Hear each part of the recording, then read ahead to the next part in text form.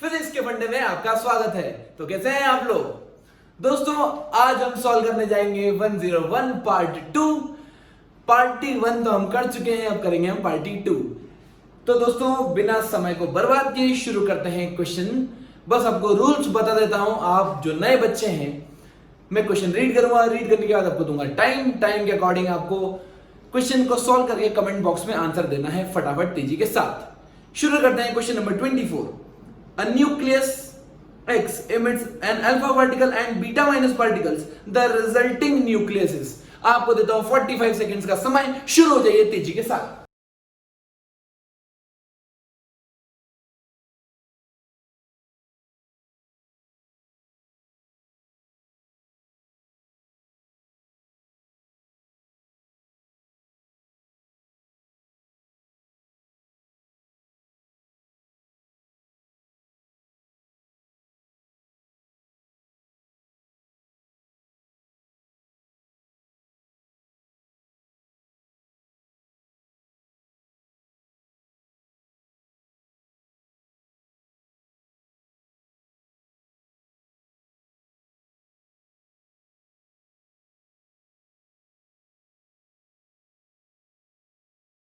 अब देखते हैं इसका सॉल्यूशन।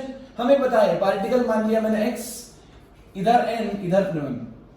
अल्फा पार्टिकल मतलब क्या? हीलियम न्यूक्लियस 2He4, ये बाहर निकल गया, मतलब ये हो गया m-4, ये हो गया x और ये हो गया n-2, राइट। अब क्या हुआ? Beta minus, basically beta minus होता है, बेसिकली ये होता है -1 और ये 0, ठीक है। इसको बोलते हैं beta emission, beta negative beta emission. अब ये -1 है, कितने हुए? 2, वो बोल रहे हैं 2 बीटा इमिशन हुए हैं। तो आपको दिख रहा होगा -1 × 2, यहां पे मुझे क्या करना है? इसको सब्ट्रैक्ट करना होता है, इधर से इधर सब्ट्रैक्ट करते हैं, ठीक है। तो हो जाएगा m-4 -0 x, ये हो जाएगा n-2 माइनस n-2 माइनस, ये सब्ट्रैक्ट कर दो 2 × -1, तो कितना हो गया ये? m-2 + 2 n, तो मेरा आंसर आ गया nx m-4। The correct answer is C option. Next, amongst the 3 isotopes of neon, the nucleus with lowest n/p ratio will be। आपको मिलता है 45 सेकेंड्स का समय, शुरू हो जाइए बच्चों तेजी के साथ।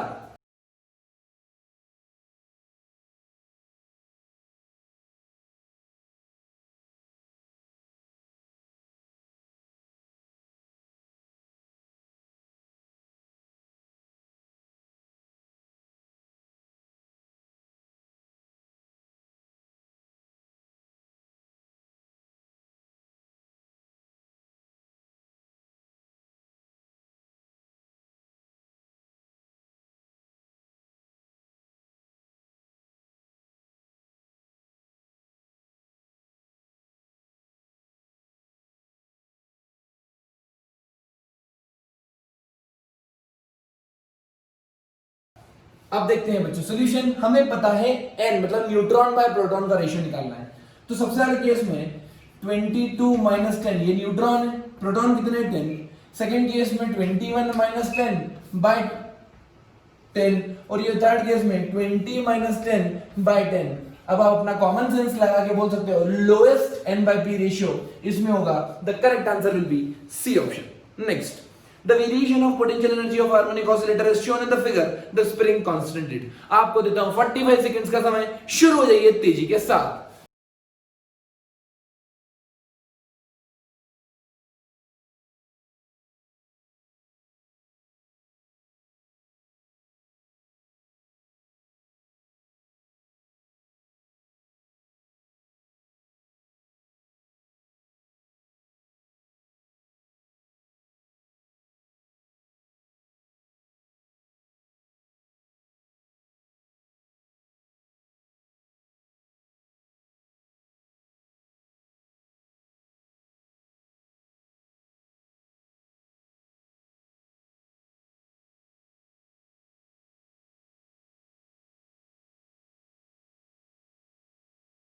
अब देखते हैं बच्चों इसका सॉल्यूशन।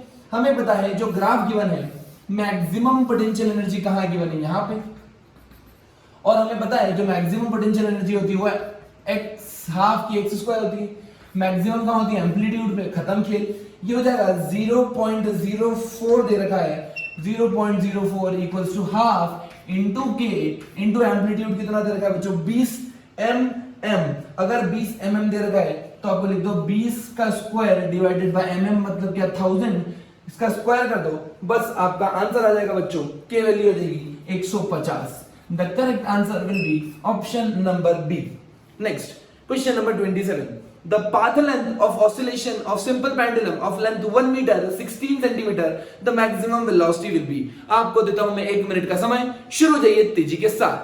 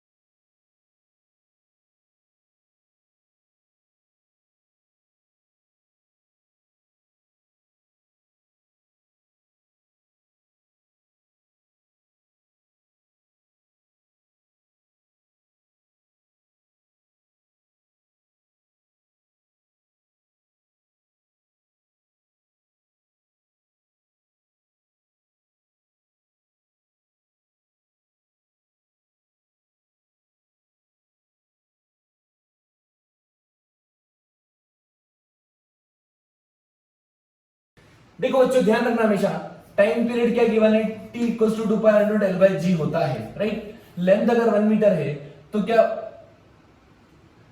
मुझे पता है ये सेकंड्स पेंडुलम हुआ, अगर सेकंड्स पेंडुलम हुआ तो डायरेक्ट मैं लिख सकता हूं टाइम 2 सेकंड, सिंपल सी बात है, राइट। अब देखो ध्यान से, यहां पर टाइम पीरियड आ गया, मतलब ओमेगा आ गया मेरा, ओमेगा क्या होता है 2 पाई बाय t, ओमेगा आ गया। You know that the maximum velocity is equals to a into omega। a कितना है, देखो एम्पलीट्यूड दे रखा है हमने 8 सेंटीमीटर, 8 इधर 8 उधर, ठीक है 8 सेंटीमीटर, 8 बाय इंटू पाई, मेरा आंसर आ गया 8 pi centimetre per second. The correct answer is C option.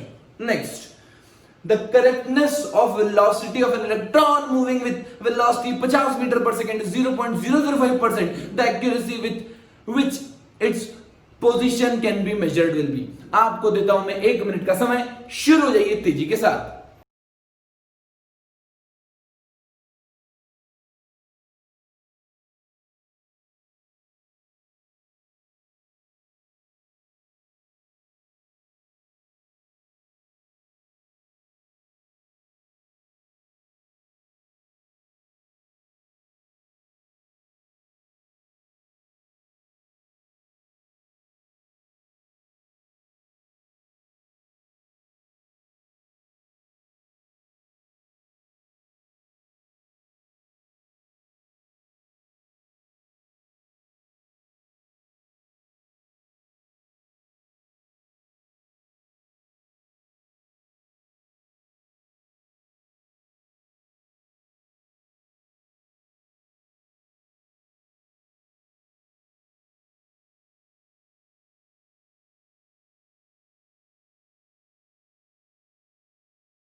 अब देखते हैं इसका सॉल्यूशन।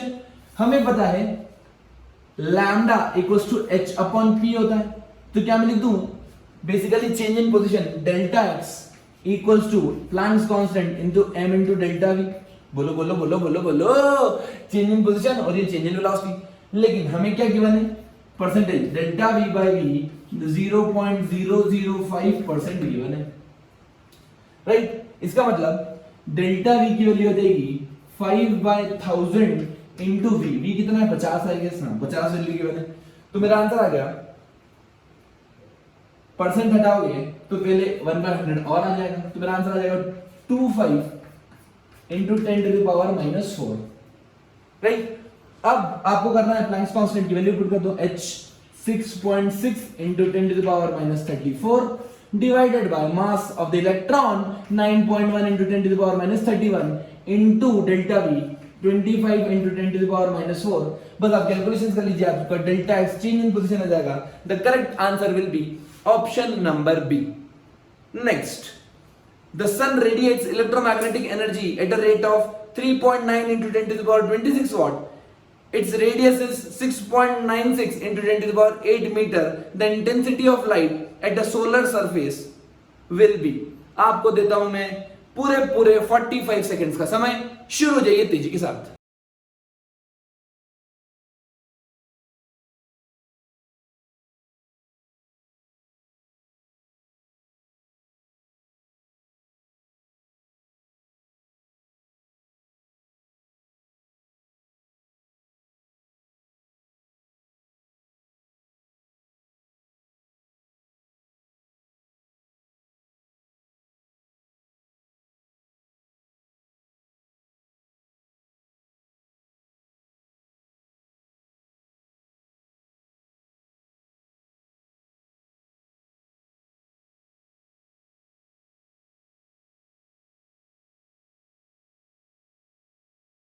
तो आइए आइए आइए आइए आइए आइए आइए आइए बच्चों, आप देखते हैं इसका solution.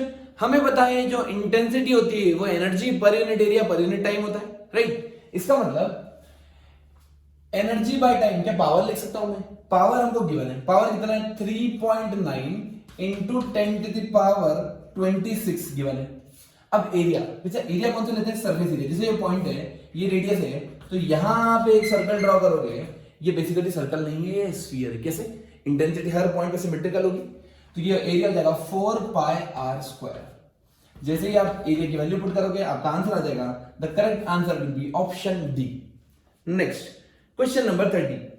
If a capillary tube of radius r it is immersed in a liquid, then the liquid rises to a height h, the corresponding mass of liquid m, the mass of water is now that would rise in another capillary tube of twice the radius will be। आपको मिलता है 45 seconds का समय। Repeat question तेजी के साथ solve कर दीजिए।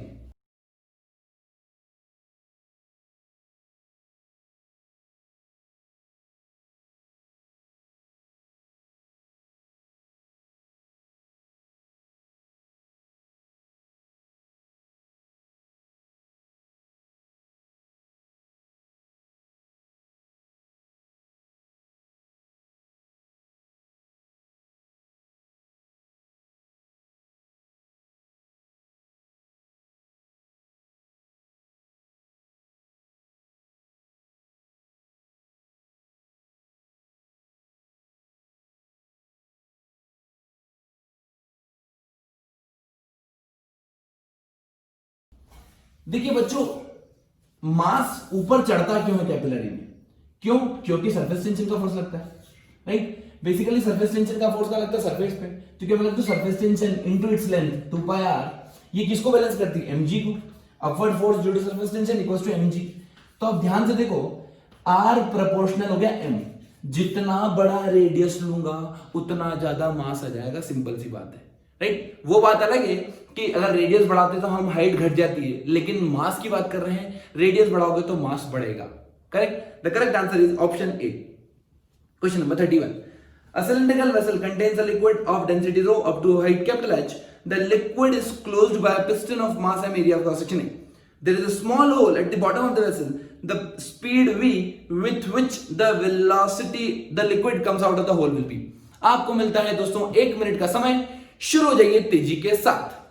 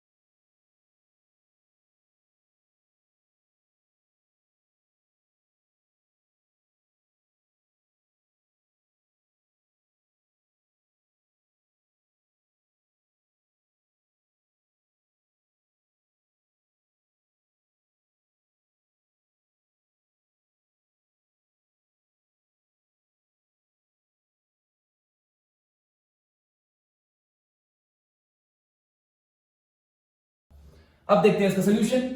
अगर मैं बर्नौलीज प्रिंसिपल लगाऊं तो half rho v square equals to net pressure difference होना चाहिए, करेक्ट। प्रेशर दो चीज के कारण है, एक तो हाइट के कारण और एक जो वेट रखने का उसके कारण, ठीक है।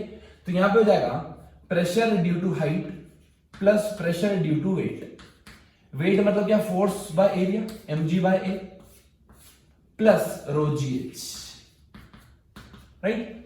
तो मेरा आंसर आ जाएगा, एक काम करते हैं, यहां से रो कॉमन निकाल लिया हमने, तो कितना हो गया, ये रो बाहर निकाल लिया, g h plus m g by rho a equals to half rho v square. Rho ने रो को मार दिया, मेरा आंसर आ गया v equals to 2gh mg by rho a का under root. This is the correct answer, the option B.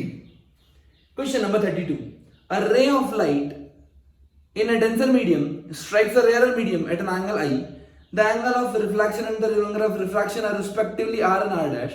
If the reflected and refracted rays are at an angle of 90 degree to each other, the critical angle for the given pair of the medium will be. आपको मिलता है दोस्तों 45 seconds का समय, शुरू हो जाइए तेजी के साथ।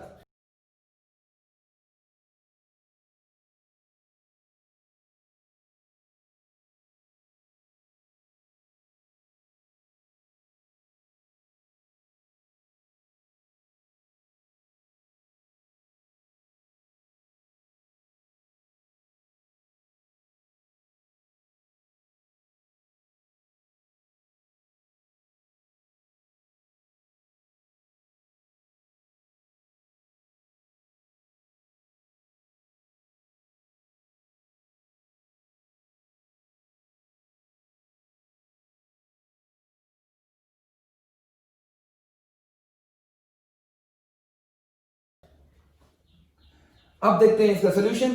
हमें पता है ब्रेविस्टन्स लॉ, जब भी रिफ्लेक्टेड और रिफ्रैक्टेड के बीच में एंगल 90 डिग्री होता है, तो हमें पता है 10 IP पोलराइजिंग एंगल क्या 1/μ के बराबर होता है, 1/μ इक्वल्स टू 10 IC। सिंपल सी बात है। और आपको पता है 1/μ क्या क्रिटिकल एंगल होता है, yes, sine IC, right, sine IC। बस दोनों बराबर कर दो, इसका मतलब मेरा आंसर आ गया sine IC equals to 10 IP polarising angle. यहां पे एंगल कितना दे रखा है, हमें R दे रखा है, तो हो जाएगा 10R equals to sign IC। अब बच्चों इसको साइन इनवर्स ले लो, तो मेरा आंसर आ जाएगा बी ऑप्शन। नेक्स्ट सवाल, 2 points are 1 mm apart on a black paper. They are viewed by eye of pupil diameter 3 mm approximately. What is the maximum distance at which these dots can be resolved by the eye? Lambda value is 500 nanometer. आपको मिलता है 1 minute का समय, शुरू हो जाइए तेजी के साथ।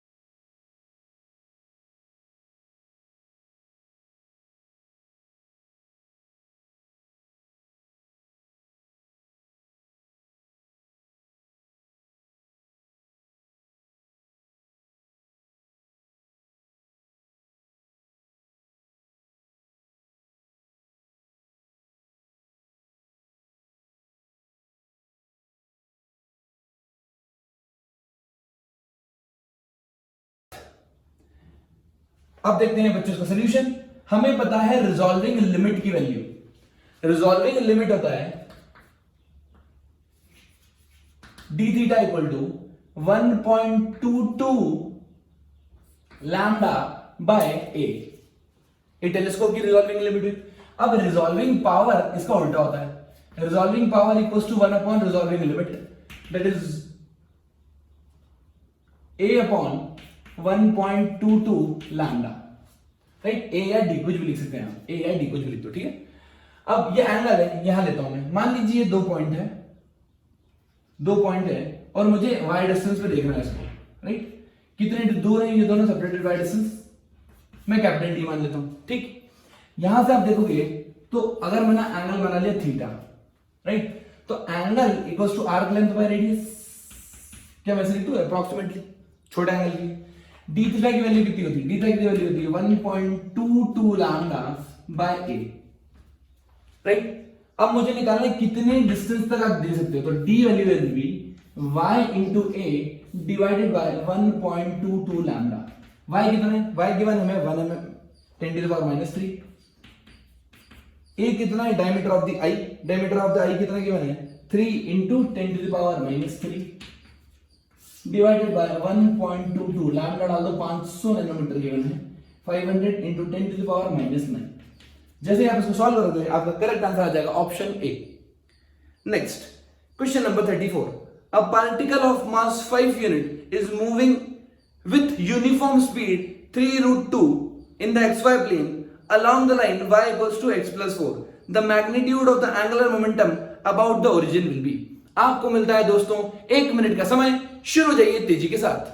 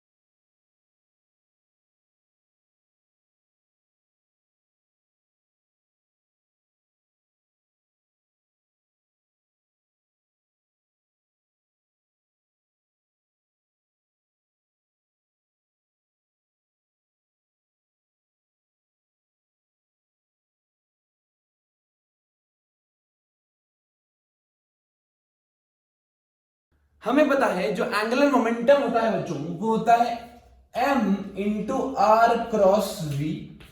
इसका मतलब अगर मैं मैग्नीट्यूड की बात करूं तो m into r into v perpendicular और m into r perpendicular into v। अगर आपको वेलोसिटी पता है तो परपेंडिकुलर डिस्टेंस से मल्टीप्लाई कर तो खेला खत्म। ध्यान से देखना इधर बच्चों, यहां पे आपको वेलोसिटी इस डायरेक्शन में है ऐसे, अगर वेलोसिटी इधर है तो ओरिजिन पे अगर एंगुलर मोमेंटम निकालना है तो क्या आप परपेंडिकुलर डिस्टेंस निकाल लोगे? बस बस बस बस बस। अब देखो ये y equals to mx plus c वाला ग्राफ है, स्लोप कितना है? 1। अगर स्लोप 1 है मतलब एंगल 45 है, ये 45 है तो ये 90 डिग्री है, सब सारा एंगल 45 हो गया, 45 45 45। This distance is 4, this distance is also 4, right. अब देखो आपको पता है ये एंगल अगर 45 है तो ये cos 45 होगा, r परपेंडिकुलर, तो मेरा आंसर आ गया m। m कितना है? m है 5 इंटू आर परपेंडिकुलर कितना आ गया? r cos 45 into v, v कितना है? 3√2, √2 को मार दिया, 5 और 20 या 60। My answer is 60 units. The correct answer is B option. Next, a mass is whirled in a circular path with constant angular velocity and angular momentum is L. If the string is now halved, keeping the angular velocity to be same, the angular momentum is। आपको देता हूं मैं 45 seconds का समय, शुरू हो जाइए तेजी के साथ।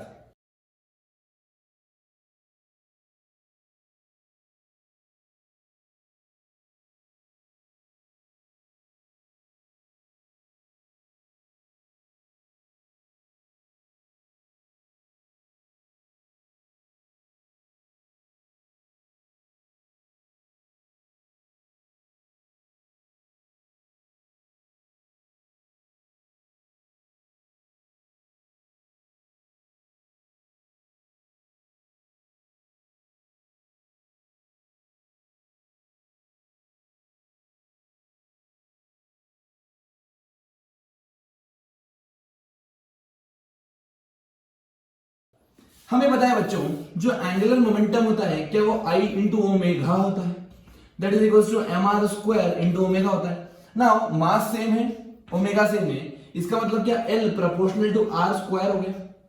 अगर डिस्टेंस हाफ कर दी तो मेरा L 1/4 हो जाएगा। The correct answer is A option. Next, the band gap of insulator, conductor, semiconductor are respectively Eg1, Eg2, Eg3. The relationship between them will be। आसान सवाल, तीतर सवाल, 30 सेकेंड्स का टाइम, शुरू हो जाइए।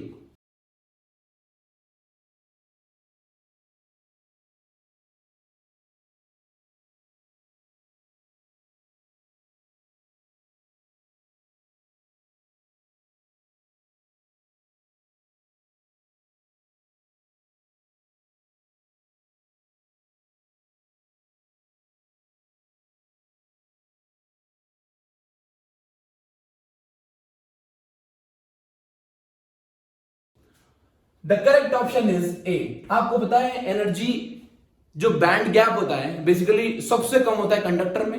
ये बैंड गैप मतलब वैलेंस बैंड और कंडक्शन बैंड के बीच का गैप। तो आपको पता पड़ जाएगा जो बैंड गैप होगा वो बहुत कम होता है, बहुत ही कम नेग्लिजिबल होता है कि इसमें कंडक्टर में, थोड़ा सा होता है सेमीकंडक्टर में और बहुत ज्यादा होता है इंसुलेटर में। Next, which logic gate is represented by following combination of logic gates. चलिए आपको देता हूं मैं 45 सेकेंड्स का समय, शुरू हो जाइए तेजी के साथ।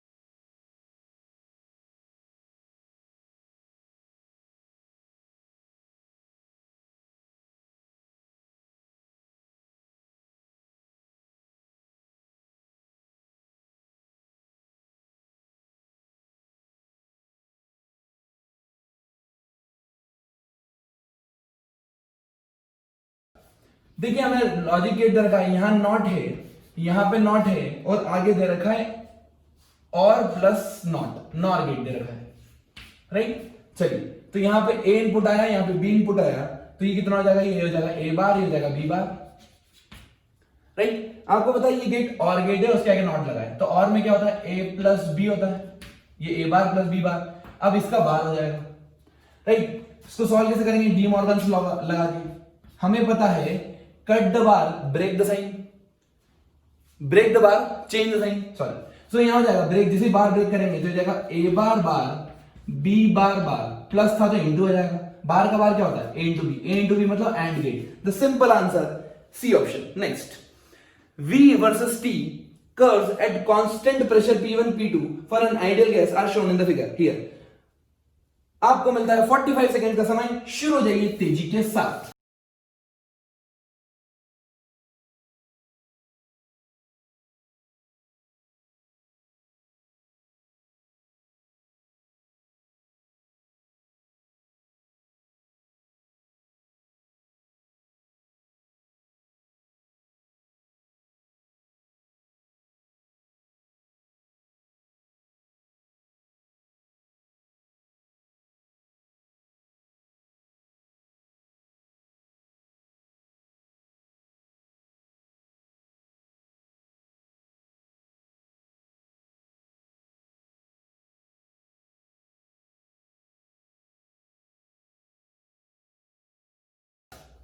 चलो अब बच्चों अब देखते हैं इसका सॉल्यूशन। हमें पता है ये ग्राफ V और T के इसमें गिवन है, यहां पे P1 है और यहां पर P2 है, राइट। अब देखो वो पूछ रहे कौन ज्यादा कौन कम। सबसे बढ़िया एक काम करो, कॉमन सेंस लगाया करो, एक लाइन ड्रॉ कर लिया करो, ठीक है।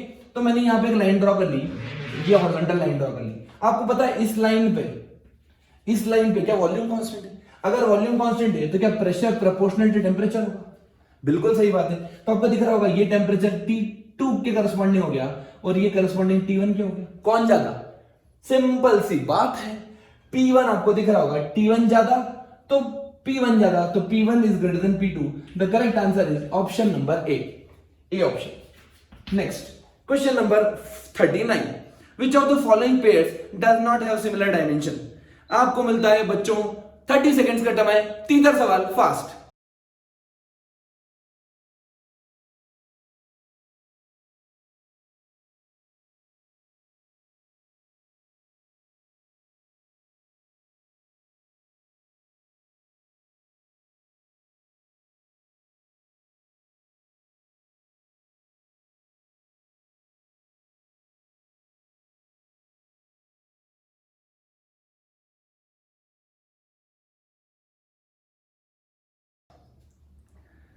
The correct answer is A option. आपको पता है टेंशन फोर्स होता है और surface tension force per unit length होता है।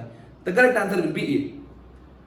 Question number 40, when sunlight is scattered by atmospheric atoms and molecules, the amount of scattering of light of wavelength 800 nanometer is A, then the amount of scattering of light of wavelength 330 nanometer is approximately। दोस्तों आपको मिलता है time 45 seconds का, शुरू हो जाइए तेजी के साथ।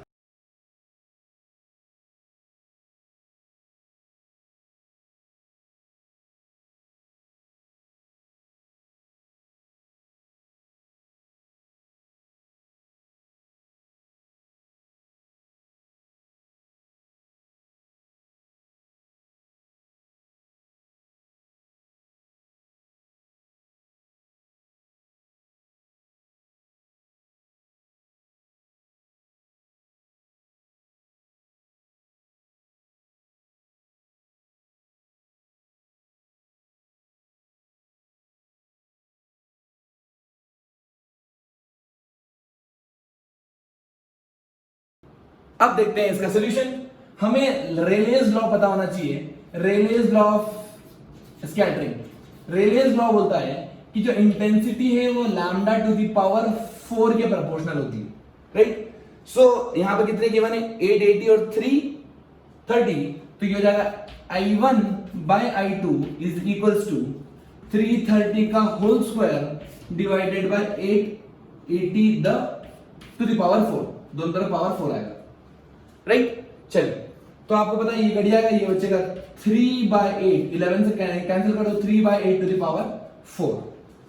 The correct answer will be I1 by I2 equals to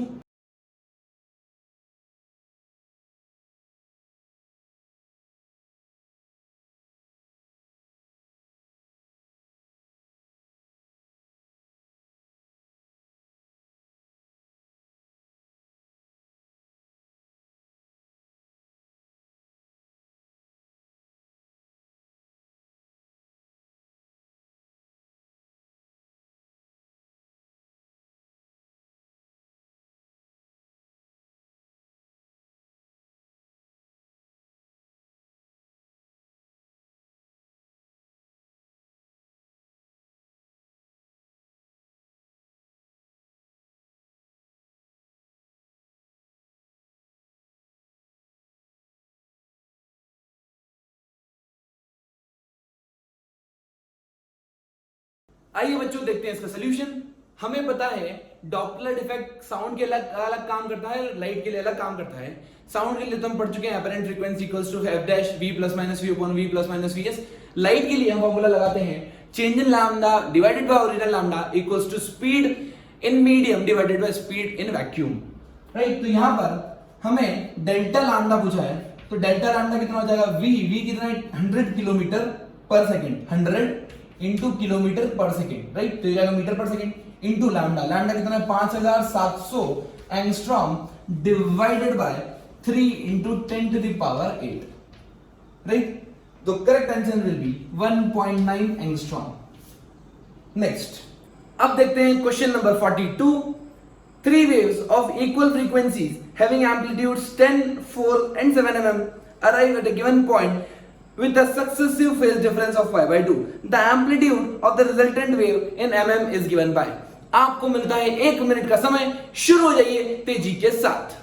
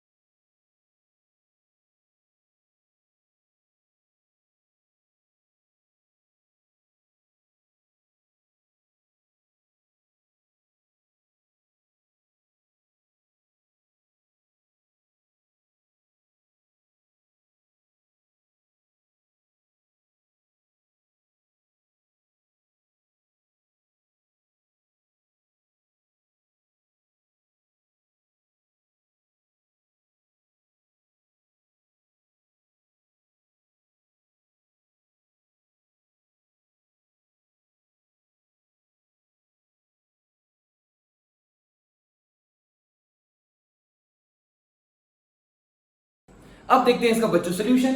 हमें पता है जब भी अगर दो वेव होती है तो हम उसका सोल्यूशन डायरेक्ट निकाल सकते हैं, √a² + v² + 2ab cos theta. लेकिन यहां पर 3 वेव है, आपको ध्यान देना है। सबसे पहली वेव 10 mm की है, दूसरी 4 mm में, और एम्पलीट्यूड तीसरी का 7 mm है। अब आप ध्यान से देखो एक चीज, उन्होंने बोला है सक्सेसिव वेव्स के बीच में जो फेज डिफरेंस है वो π/2 का है, यहां और यहां भी फेज डिफरेंस π/2 का है, राइट। इसका मतलब यहां और यहां के बीच में क्या फेज डिफरेंस पाई का होगा? भाई मजा आ गया, मतलब ऊपर नीचे पाई का मतलब ऊपर और नीचे एग्जैक्टली, मतलब क्या ये डिस्ट्रक्टिव इंटरफेरेंस करेगी, दोनों एक दूसरे को खा जाएगी ये। अगर मैं इन दोनों का डायरेक्ट निकाल दूं तो मेरे पास बचेगा 10 - 7 मतलब 3 mm बच गया। अब क्या किया पता, मैंने मैजिक कर दिया भाई, ये देखो 3 mm, ये 4 mm, बस अब दोनों बचे हैं 3 mm और 4 mm। ये दो वेव्स है मेरे पास और दोनों के बीच में फेज डिफरेंस होगा π/2 का। अब तो खेल ही खत्म। Under root A square plus B square plus 2ab cos pi by 2 cos pi by 2 0। मेरा आंसर आ जाएगा 5 mm। खूबसूरत सवाल, मजेदार सवाल, फील वाला सवाल, दिमाग लगाना पड़ता है आपको। चलो नेक्स्ट क्वेश्चन, क्वेश्चन नंबर 43 आपकी स्क्रीन पर ये रहा। The equation of progressive wave can be given by y equals to 15 sin 660 pi t minus 0.02 pi x centimetre. The frequency of the wave will be। आपको मिलता है 45 seconds का समय। शुरू हो जाइए तेजी के साथ।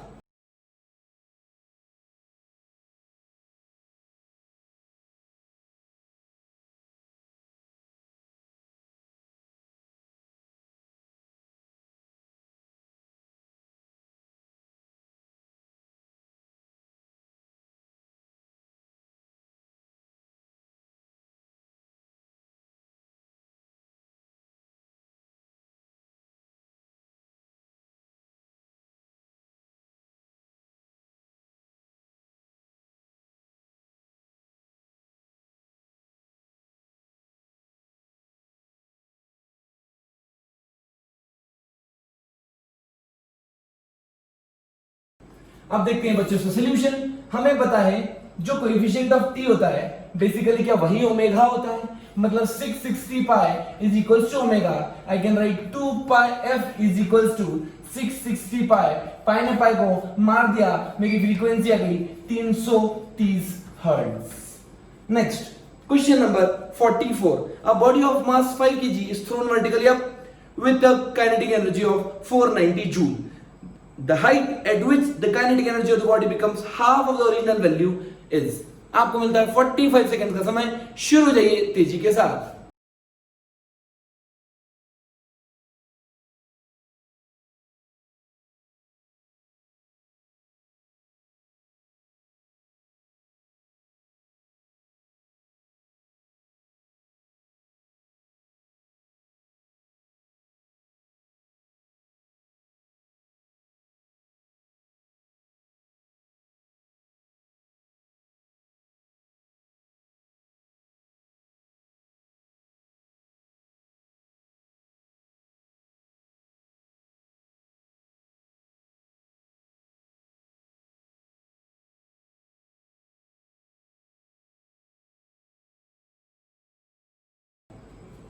अब देखते हैं बच्चों का सॉल्यूशन। मान लीजिए ग्राउंड है, ग्राउंड से हमने के काइनेटिक एनर्जी पार्टिकल को फेंक दिया। किसी हाइट h पर जो काइनेटिक एनर्जी हो गई वो k/2 हो गई। अब आपको करना क्या है, आपको पोटेंशियल एनर्जी यहां पे मानना है 0 रेफरेंस, यहां पे पोटेंशियल एनर्जी मानना है u। खेल खत्म। एनर्जी कंजर्वेशन लगा दो। एनर्जी कंजर्वेशन बोलती है kinetic energy plus potential energy equals to kinetic energy final plus potential energy. तो ये जाएगा k माइनस k/2 क्या k/2 equals to mgh potential energy, right. k की वैल्यू गिवन है हमें 490। ध्यान से देखो ये हो जाएगा 490/2 is equals to mgh। m की वैल्यू कितनी है, m की वैल्यू है 5, g की वैल्यू है 9.8, h तो मेरा h निकल के आ जाएगा यहां से 5 मीटर। कैलकुलेशन से आसान है, g की वैल्यू 9.8 डालना बच्चों, आंसर आ जाएगा 5 मीटर। नेक्स्ट एंड लास्ट आपको सभी को सही करना है बच्चों। चलिए question number 45। A body constrained to move in y direction is subjected to a force given by F equals to minus 2i cap plus 15j cap plus 6k cap Newton. The work done by this force in moving the body distance of 10 meter along the y-axis will be। आसान सवाल, आसान आसान आसान। आपको मिलता है 1 minute का समय। शुरू हो जाइए तेजी के साथ।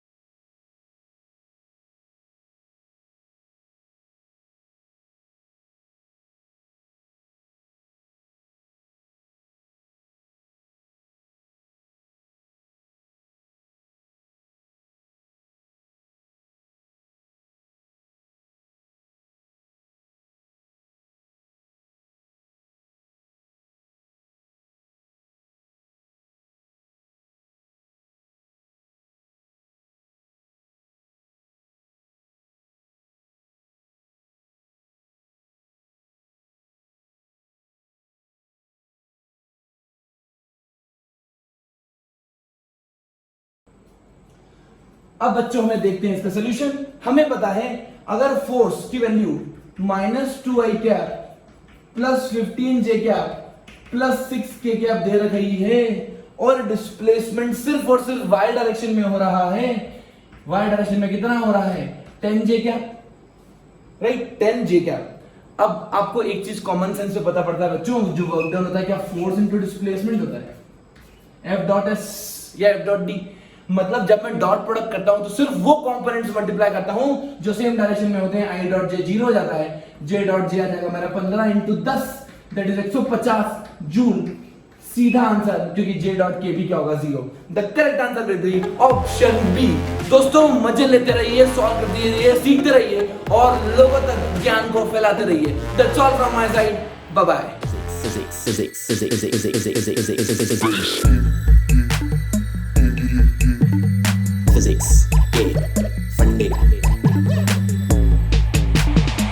Physics के फंडे।